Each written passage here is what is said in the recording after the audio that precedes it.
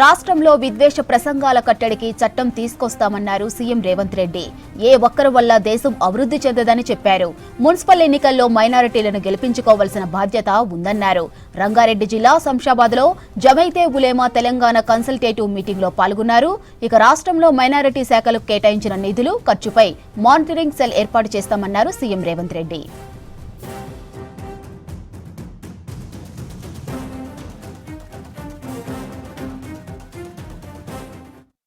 Company इधर आकर अपने बच्चों को नौकरी मिलना है, अपने बच्चे भी अच्छे तरक्की करना है तो कानून सही तरीका से चलाना है, लॉ एंड ऑर्डर कंट्रोल होना है, सब मिलजुल के चलना है। जहां पर भी ऐसा मिलजुल के नहीं चल के जहां पर लॉ एंड ऑर्डर कंट्रोल नहीं है वहां पर कोई इन्वेस्टमेंट लगाने वाला नहीं है। लॉ एंड ऑर्डर कंट्रोल में रहना है तो हिंदू मुस्लिम मेजॉरिटी माइनॉरिटी सब मिलके सब मेहनत करना, सब आगे तरक्की करना। जमात उलेमा 1 करोड़ लोग इसमें मेंबर्स है, सब लोग पढ़े लिखे सो ताकत वाले हैं। 1 करोड़ में समझदार वाले डॉक्टर लोग बड़े बड़े स्कॉलर्स है। इसमें तेलंगाना के रियासत में 9.5 लाख आप लोग मेंबर्स हैं। एक दिन बस है आप लोगों को एक जगह में 10 लाख जमा होने के लिए। मुझे पता है आप लोगों का ताकत। आगे हम लोग सब मिलके काम करेंगे, कानून बनाएंगे। सरकार के जो कॉरपोरेशन के तरफ से जो वेलफेयर है, साबिर ने बहुत सारे डॉक्यूमेंट दिए, उनका रिसर्च पूरा मुझे दे दिए। मैं उसके बाद और जो माइनॉरिटी वेलफेयर के लिए हम जो बजट मंजूर कर रहा है उसका मैं एक माइनॉरिटी जो सैंक्शंस है उसका मॉनिटरिंग सेल एक IAS ऑफिसर को लगा के कुछ बाकी ऑफिसर और पॉलिटिकल रिप्रेजेंटेटिव को भी उसमें लगा दे के जो बजट हम दे रहे, जो खर्चा हो रहे, कौन सी तरीका से हो रहे, सही आदमी को मिल रहा या नहीं मिल रहा, जो जिसको ज़रूरत है उनको पहुंच रहा या नहीं पहुंच रहा, उसका मॉनिटरिंग सेल हम बनाएंगे। सरकार आपके तरफ से सब कुछ मेहनत करेंगे। कभी कभी कुछ काम आगे पीछे हो जाएंगे मगर हमारे नीयत खराब नहीं है। अगर कभी हम भी चाहते अच्छा करने के लिए मगर सिचुएशन कभी अपने हाथ में हलाल में कभी कभी साथ भी नहीं देते, तो इसीलिए ये सरकार सही तरीका से सरकार चलाने के लिए कोशिश करेंगे। जो minority welfare and development, education and employment के लिए मेरे सरकार सब कुछ कोशिश करने वाला है। आप लोगों का जो दुआ है आगे भी वो दुआ रहना। आगे सरकार सही तरीका से चलाएंगे। हिंदुस्तान में तेलंगाना के सरकार के बारे में सब लोग तारीफ करिए जैसा हम लोग सरकार चलाएंगे। నిజామాబాద్ జిల్లాకు వ్యవసాయ కళాశాల ఏర్పాటు కోసం పీసీసీ చీఫ్ చేసిన కృషి ఫలించింది. సీఎం రేవంత్ రెడ్డి రేపు నిజామాబాద్లో కొత్తగా ఏర్పాటు చేయనున్న వ్యవసాయ కళాశాలకు శంకుస్థాపన చేయనున్నారు. రైతుల ఆకాంక్షలకు ప్రతిరూపంగా అగ్రికల్చర్ కాలేజ్ ఏర్పాటవుతుందన్నారు మహేష్ కుమార్ గౌడ్. ఇప్పటికే పీసీసీ చొరవతో 35 ఏళ్లుగా పెండింగ్లో ఉన్న నిజామాబాద్ జిల్లా ఇంజనీరింగ్ కళాశాల స్వప్నాన్ని సాకారమైంది.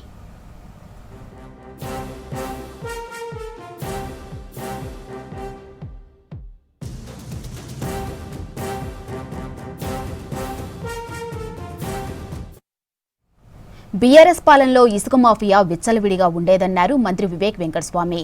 చెన్నూరు ఎమ్మెల్యే అయ్యాకనే అక్రమ ఇసుక తరలింపుపై ఉక్కుపాదం మోపామని తెలిపారు. ఇక మంచిర్యాల జిల్లా చెన్నూరు మున్సిపాలిటీలో ఎన్నికల ప్రచారంలో పాల్గొన్నారు. చెన్నూరు మున్సిపాలిటీలో 500 కోట్ల అభివృద్ధి పనులు జరుగుతున్నాయని తెలిపారు. త్వరలోనే 100 పడకల ఆసుపత్రిని ప్రారంభిస్తామన్నారు మంత్రి వివేక్. మీ అందరికీ మొదలు కృతజ్ఞతలు చెప్పాలి నేను. ఎందుకంటే నాకు పెద్ద ఎత్తున ఇదే జెండావాడ ఈ స్థలానికి వచ్చినప్పుడు పెద్ద ఎత్తున మీరందరూ కూడా నాకు ఆ ఎలక్షన్లో ఆహ్వానించి నాకు మంచి మెజారిటీతోని మీరందరూ కూడా గెలిపించడం జరిగింది. సో మీ అందరికీ కూడా శిరస్సు వంచి కృతజ్ఞతలు చెప్తున్నాను. మీ నమ్మకం ఏదైతే ఉండేనో నా పైన, నేను మీకోసం సేవ చేస్తా, మీకోసం పనులు పెడతానని చెప్పి ఏదైతే నమ్మకం ఉన్నదో ఆ నమ్మకమే నేను ఈ రోజు ఇక్కడ మీ ముందుండి ఇప్పుడే చెప్పినట్టు మా స్నేహితులందరూ కూడా మన ఈ వార్డులలో ఇన్ని నిధులు పెట్టగలిగినా నేను. టిఆర్ఎస్ ప్రభుత్వం 10 సంవత్సరాలు సత్తాలో ఉండే మన బాల్క సుమన్ గారు 5 సంవత్సరాలు ఎంపీగా ఉండే, 5 సంవత్సరాలు ఎమ్మెల్యేగా ఉండే. ఎప్పుడన్నా మీరు చూసిండ్రా వాళ్ళు తిరగడంలో? నిజంగా చెప్పండి, ఎప్పుడన్నా చూసిండ్రా? నేను ఎమ్మెల్యే అయిన తర్వాత మన వార్డులలో తిరగడము, ప్రజలు ఏంటి సమస్యలు, చాలాసార్లు ప్రజల దగ్గర వెళ్ళినప్పుడు వాళ్ళు అడిగినారు, సార్ మరి మీకు ఈ వార్డుకి మీరు ఇది చేస్తున్నారు ఏమైంది అని సంగతి అడిగినారు. ఎందుకంటే ఇప్పుడే మా సోదరులు చెప్పినట్టు స్వేచ్ఛ ఉన్నది, మనకు ఏం కావాలో మనం అడగొచ్చు. ఇంతకుముందు పోలీస్ వాళ్ళు ఉంటుండే, ఎవరైనా ఏదైనా అడిగితే పోలీస్ వాళ్ళు వచ్చి పట్టుకుపోతుండే. కానీ నాకు ఎప్పుడు కూడా ప్రజలు వారి మనసులో ఏముంది, ఆ మనసులో ఉన్న విషయాలు, ప్రజలకు సమస్యలు పరిష్కరించే బాధ్యత నాదుందని చెప్పి నేను ఎప్పుడు కూడా వినుకుంటూ రావడం జరిగింది. చెన్నూరు టౌన్లోనే సుమారు 60 కోట్ల రూపాయలు అన్ని వార్డులలో సీసీ రోడ్లు, డ్రైన్స్, ఈ కార్యక్రమాలన్నీ కూడా తీసుకోవడం జరిగింది. మీరు అందరు చూస్తున్నారు, మనకు మిషన్ భగీరథి అన్నారు, రోడ్లన్నీ కూడా పైప్ లైన్లు వేస్తున్నారని చెప్పి రోడ్లన్నీ కూడా ఖరాబ్ చేసారు, మళ్ళీ దాన్ని రిపేర్ చేయలేదు. కానీ మిషన్ భగీరథిలో 60,000 కోట్ల రూపాయలు మింగిండ్రు టిఆర్ఎస్ నాయకులు, కానీ మనకు ఇంటింటి నల్ల ఇవ్వలేదు. నేను ఎమ్మెల్యే అయిన తర్వాత మన చెన్నూరు పట్టణానికి 30 కోట్ల రూపాయలుతో పైప్ లైన్ వేయించి, మీరందరూ చూస్తున్నారు, 3 ఓవర్ హెడ్ ట్యాంక్స్ కడుతున్నారు, 55 కిలోమీటర్ల పైప్ లైన్ వేయిస్తున్నారు. మనం 6 నెలల్లోనే మనందరికీ ఇంటింటికి నల్ల వస్తుంది. ఒకవైపు సీసీ రోడ్లు, ఒకవైపు నాలీలు, ఇంకొక వైపు ఇంటింటికి నల్ల. దాంతోపాటు ప్రజలకు ఏదైతే అవసరం ఉన్నదో, మీ అందరికీ కూడా ఎవరైతే అర్హత ఉన్నదో వాళ్ళకు ఇందిరమ్మ ఇల్లులు ఇవ్వాలని చెప్పి మన చెన్నూరు పట్టణంలో 300 మౌలిక సదుపాయాలపై ఎఫెక్ట్ చూపే సైబర్ క్రైమ్ కట్టడికి విధానపరమైన సమన్వయం అవసరమన్నారు సీఎస్ రామకృష్ణారావు. సవాళ్లు విసురుతున్న సరికొత్త నేరాలను ఎదుర్కొనేందుకు సాంకేతికంగా సిద్ధం కావాలన్నారు డీజీపీ. హైదరాబాద్ కమాండ్ కంట్రోల్ సెంటర్లో cyber security bureau shield summit గ్రాండ్గా జరిగింది.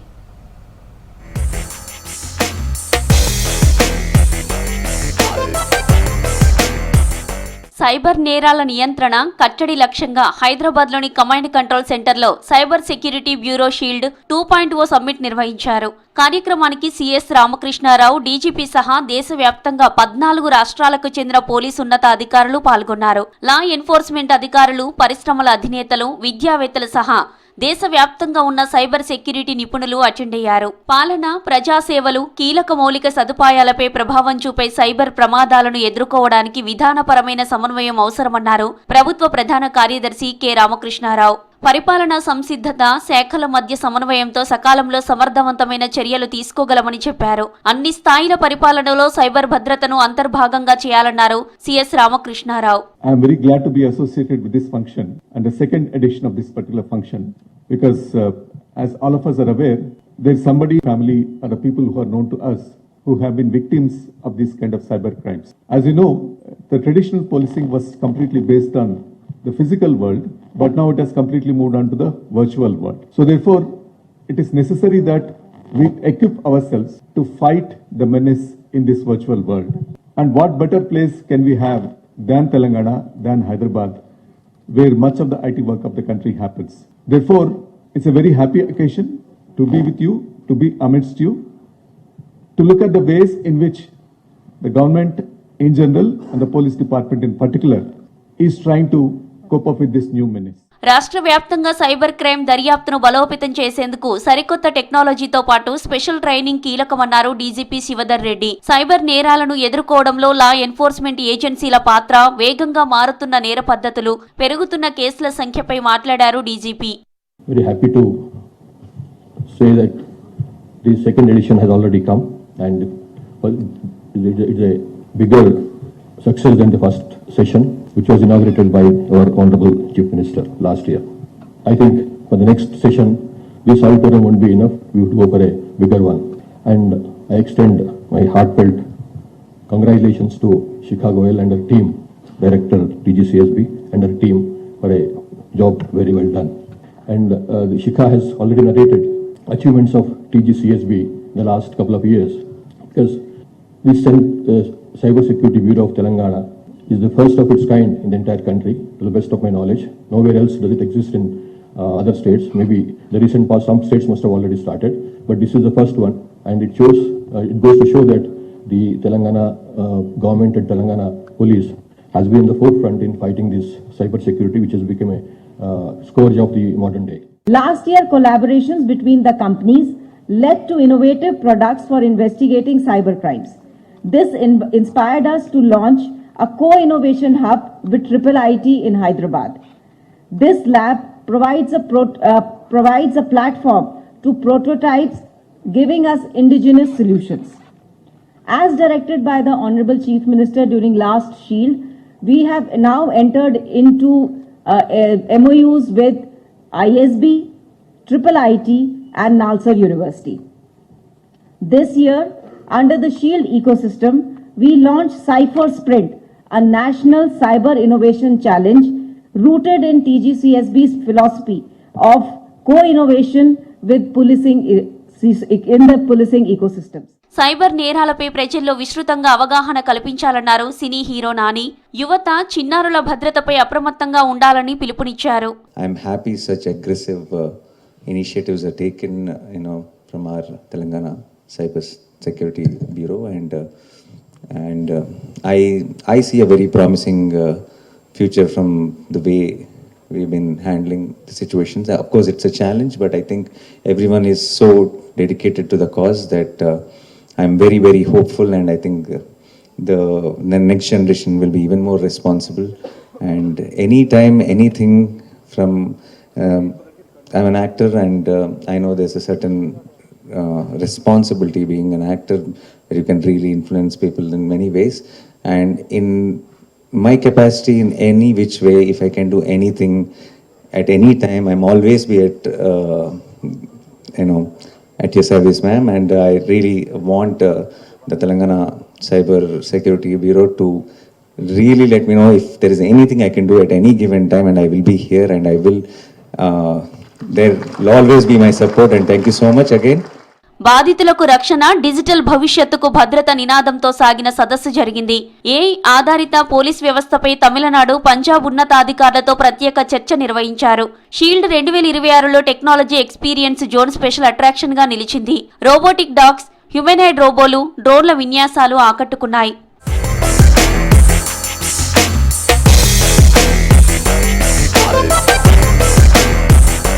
సైబర్ సెక్యూరిటీ బ్యూరో కాన్క్లేవ్ కు మీడియా పార్ట్నర్ గా వ్యవహరించిన V6 న్యూస్ కు అవార్డు అందజేశారు. సైబర్ భద్రతపై ప్రజల్లో అవగాహన పెంచడంలో V6 న్యూస్ ని గుర్తించి సైబర్ సెక్యూరిటీ బ్యూరో అవార్డుతో సత్కరించారు. రాష్ట్రంలోని పాఠశాలలలో మౌలిక వసతుల కల్పనపై ప్రభుత్వాలు దృష్టి పెట్టాలన్నారు టీజేఎస్ చీఫ్ కోదండరాం. స్కూళ్లను బాగు చేస్తే ఓట్లు పడతాయన్న ఆలోచనలో రాజకీయ నాయకుల్లో కల్పించాలన్నారు. హైదరాబాద్ సోమాజిగూడలో విద్యారంగానికి 20% నిధులు కేటాయించాలన్న డిమాండ్పై జరిగిన రౌండ్ టేబుల్ సమావేశంలో పాల్గొన్నారు. ఇక ప్రభుత్వ స్కూళ్లలో విద్యార్థులు తగ్గిపోతున్నారని చెప్పారు వక్తలు. రాష్ట్రంలో విద్యకు బడ్జెట్ కేటాయింపులు పెరగాలన్నారు.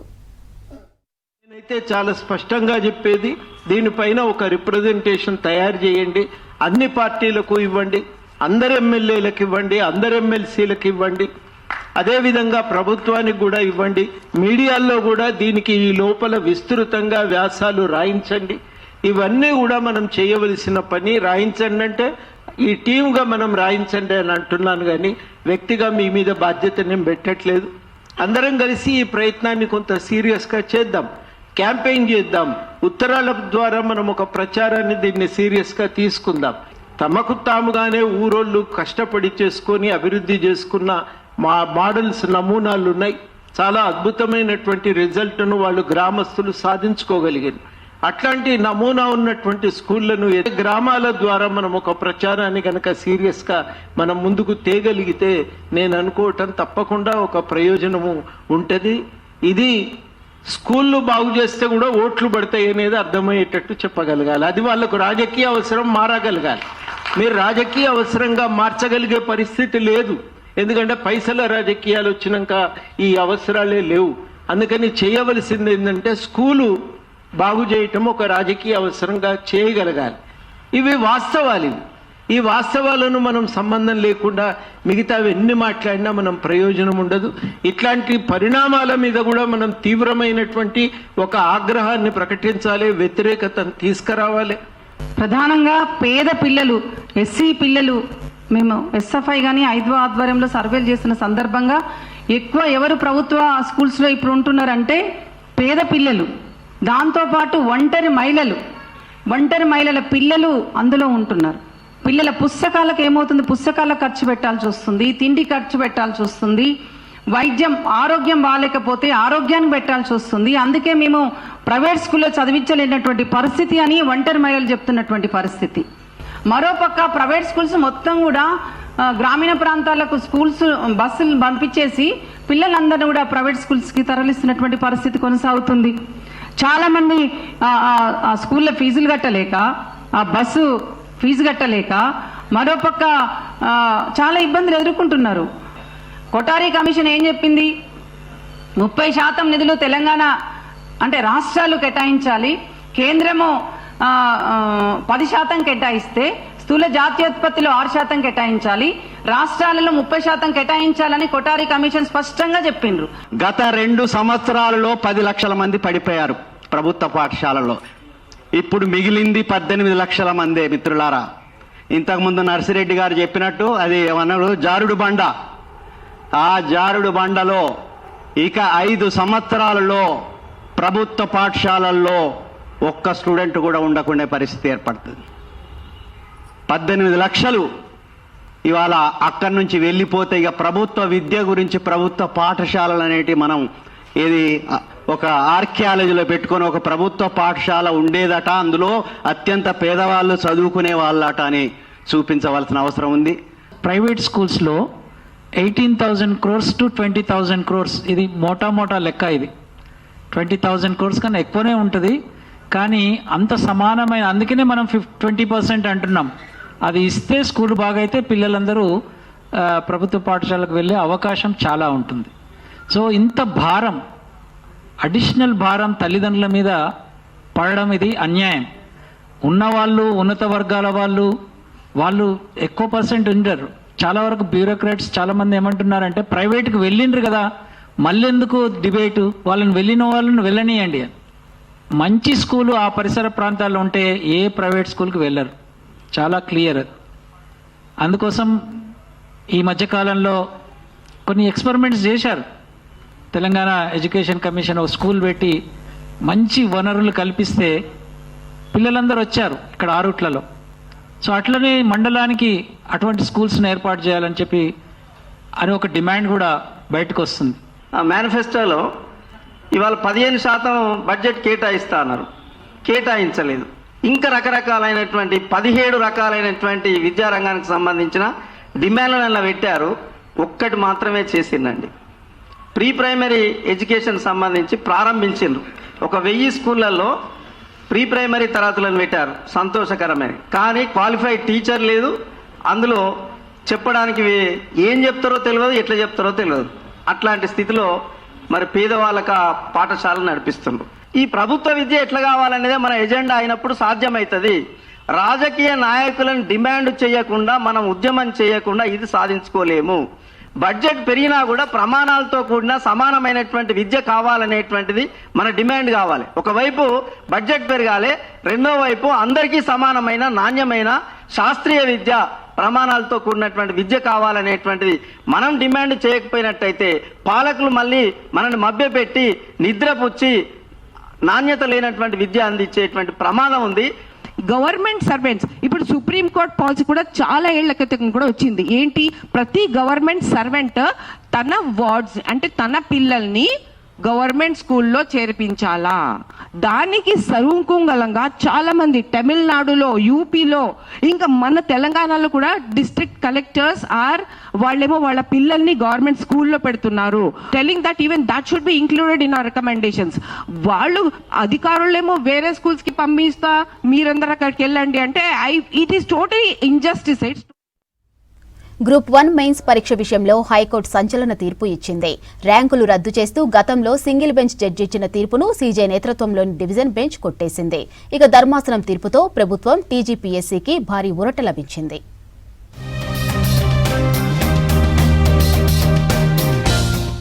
నియామకాలకు లైన్ క్లియర్ అయింది. గ్రూప్ 1 మెయిన్స్ పరీక్ష పారదర్శకంగానే జరిగినట్లు CJ justice Aparesh Kumar Singh, justice GM Mohiuddin నేతృత్వంలోని ధర్మాసనం తీర్పు చెప్పింది. ఎగ్జామ్ లో అవకతవకలు జరిగినట్లు ఆధారాలు లేవని తెలిపింది. మొత్తం 563 మందిలో 562 మంది అభ్యర్థులు ఇప్పటికే అపాయింట్మెంట్ లెటర్లు అందుకున్నారు. ఒక పోస్టుకి సంబంధించి కోర్టులో పెండింగ్ ఉంది. డివిజన్ బెంచ్ జడ్జిమెంట్ తో ఉద్యోగాలకు ఎంపికైన అభ్యర్థులకు భారీ ఊరట లభించినట్టయింది.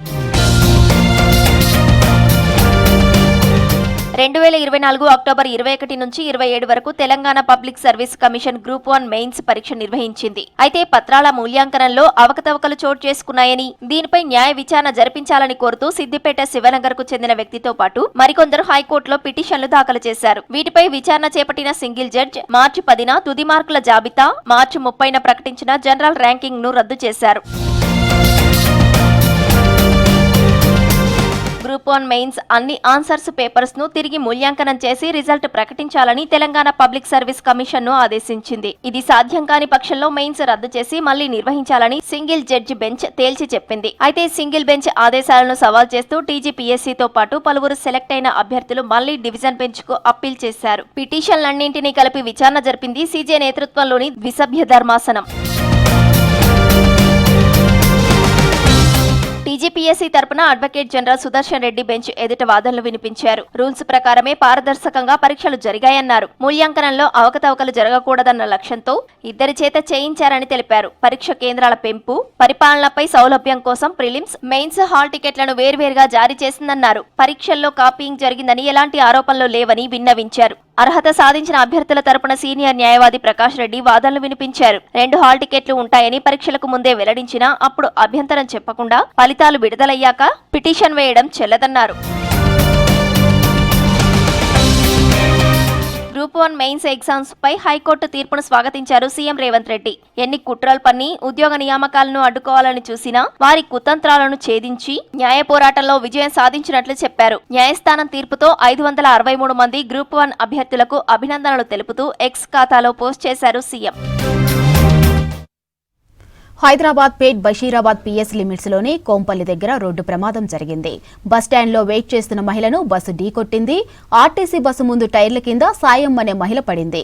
ఘటనలో తీవ్ర గాయాల పాలైంది.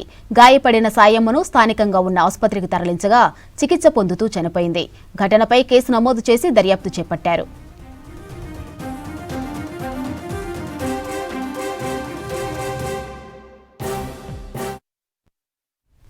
తెలంగాణలో మున్సిపల్ ఎన్నికల సందర్భంగా ప్రచారం చేస్తానన్నారు Janasena chief AP deputy CM Pawan Kalyan. ఈ నెల 7, 8వ తేదీల్లో జనసేన అభ్యర్థులతో పాటు బీజేపీ పార్టీకి మద్దతుగా క్యాంపెయిన్ చేస్తానన్నారు. ఇక ఆంధ్రప్రదేశ్ మంగళగిరిలోని క్యాంప్ ఆఫీసులో పవన్ కళ్యాణ్తో భేటీ అయ్యారు తెలంగాణ జనసేన నాయకులు. ఈ కార్యక్రమంలో తెలంగాణ పార్టీ ఉపాధ్యక్షుడు మహేందర్ రెడ్డి, ప్రధాన కార్యదర్శి రామ్, తెలంగాణ ఇన్ఛార్జ్ శంకర్ గౌడ్తో పాటు జనసేన నాయకులు పాల్గొన్నారు. తెలంగాణలో అనుసరించవలసిన వ్యూహాలపై జనసేన నాయకులకు దిశానిర్దేశం చేశారు పవన్ కళ్యాణ్.